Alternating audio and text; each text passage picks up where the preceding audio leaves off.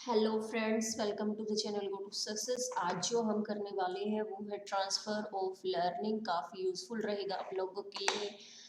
इसमें शॉर्ट्स में हमने कल बात कर ली थी कि 3 तरह के आपके ट्रांसफ़र ऑफ लर्निंग होते हैं कि आपने जो सीखा है वो किस तरह से उसका अंतरण होता है, ट्रांसफ़र होता है। हिंदी में उसको अधिगमंत्रण कहते हैं। उसका नेचर क्या है? तो 3 तरीके हमने कल जाने थे बहुत ही शॉर्ट में। पॉजिटिव ट्रांसफ़र पूर्व ज्ञान नवीन ज्ञान में सहायक होता है। नेगेटिव ट्रांसफ़र की पहले जो आपने सीखा वो आगे जो आप सीखने वाले हो उसमें बाधक होता है। और ज़ीरो ट्रांसफ़र होता है कि जो आपने सीखा उसका आने वाले या सीखे जाने वाले नॉलेज पर कोई प्रभाव नहीं पड़ता है। इसको हम इस वीडियो के माध्यम से विस्तार से जानेंगे। वीडियो को पॉज़ करके आप अपने नोट्स बना सकते हैं, काफ़ी यूज़फुल रहने वाला है। बीएड, एमएड, आपका सीटेट या फिर आपने डाइट की है, सभी में ये जो लर्निंग है वो बहुत ही महत्वपूर्ण स्थान रखती है। तो सबसे पहले हम पॉजिटिव ट्रांसफ़र की अगर बात करें तो ये बहुत ही आसान है, ईज़िली आपको समझ आ जाएगा। हम सीधे मेन पॉइंट्स देखेंगे, पूरा रीड नहीं करेंगे।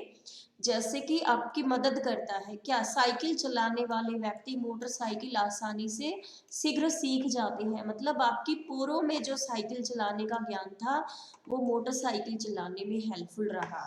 दूसरा एग्जाम्पल हो सकता है विद्यालय में सीखा गया गणित जो रोजमर्रा के कामों में जोड़ घटाव में आपके लिए सहायक होता है। इसके बाद आपका सेकंड है नेगेटिव ट्रांसफर, यानी कि आपने पहले कुछ सीख लिया, आगे कुछ सीखने वाले हैं, ये इसको इफेक्ट करता है नेगेटिव वे में, यानी कि बाधा डालता है। जैसे इंग्लिश टाइपिंग के बाद आप हिंदी टाइपिंग सीखते हैं, या दाएं हाथ से लिखने वाला व्यक्ति अचानक बाएं हाथ से नहीं लिख पाता है। या इसी तरह से तीसरा एग्जाम्पल हो सकता है कि भारत में सीखा हुआ वाहन चलाने का ज्ञान विदेशों में बाधक होता है, क्योंकि यहाँ पर लेफ्ट एंड राइट जो साइड होती है उसमें डिफरेंस देखने को मिलता है। तो ये जो चीजें हैं, पहले का ज्ञान वो आपके लिए बाधक होगा, ना कि सहायक होगा। और थर्ड जो है वो है आपका ज़ीरो ट्रांसफ़र ऑफ लर्निंग, यानी कि पहले से जो आपने सीखा वो आगे सीखने पे कोई असर नहीं डालता है। जैसे भाषा का ज्ञान गणित के ज्ञान के लिए न तो बाधक है ना ही सहायक है। आपको लैंग्वेज आती है, आपको चाहे इंग्लिश लैंग्वेज आती है, हिंदी आती है, स्पेनिश, जो भी लैंग्वेज आपको आती है वो आपको मैथ सीखने में ना तो बाधा डाल सकती है ना आपको सहायता करती है। आगे देखते हैं इसके types of transfer of learning. ये 5 प्रकार हैं इसके। पार्श्वी सीखना, लिटरल, बायलेटरल, वर्टिकल, सीक्वेंसल और हॉरिजेंटल ट्रांसफर। हिंदी में भी इनके नाम दिए हैं, द्विपार्श्व, अनुलंब, अनुक्रमिक और समस्तर। ठीक है, सबसे पहले हम पार्श्वी को देख लेंगे। पार्श्वी अंतरण या लेटरल अंतरण क्या होता है? इसमें समान स्तर होता है, यानी कि एक जैसा आप सीखते हो। ठीक है, ऐसे अंतरण से है जिसमें पूर्व ज्ञान या कौशल का अंतरण उसी स्तर के कौशल को सीखने में होता है। जैसे आप सिलेबस ले सकते हैं कि जैसे फर्स्ट क्लास में आपको सिखाया जाता है 2+2=4, तो और 4-2=2 होते हैं, तो बालक 4 सेब में से 2 निकालने पर समझ जाता है कि 2 सेब शेष हैं। ठीक है, और उनको वापस रखता है तो भी समझ जाता है कि उनकी संख्या कितनी है, 4 है। ये एक मनोवैज्ञानिक है, इन्होंने कहा जब आप किसी विषय ऐसे विषय को सीखते हैं जिसका अंतरण समान स्तर की परिस्थितियों और विषयों में होता है तो उसको क्या कहते हैं, लेटरल ट्रांसफर ऑफ लर्निंग। ये इनकी बुक का नाम है, एजुकेशनल साइकोलॉजी, 1983 में पेज नंबर 182 पर इन्होंने इस कथन को लिखा है।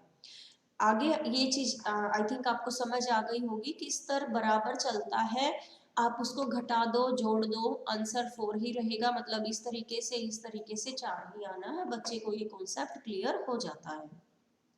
अगला है आपका द्विपार्श्वीय बायलेटरल अंतरण या क्रॉस एजुकेशन। ठीक है, यहाँ पर जब शरीर के एक भाग के प्राप्त ज्ञान का अंतरण दूसरे भाग में होना। ठीक है, मानव शरीर 2 समान पार्श्व भागों में बटा है, आपको पता है, एक लेफ्ट पोर्शन होता है, एक राइट पोर्शन होता है। तो जब हम राइट से सीखते हैं और वो लेफ्ट भी उसे आसानी से कर पाता है, तो इसको कहते हैं द्विपार्श्वीय या बायलिटरल या क्रॉस एजुकेशन।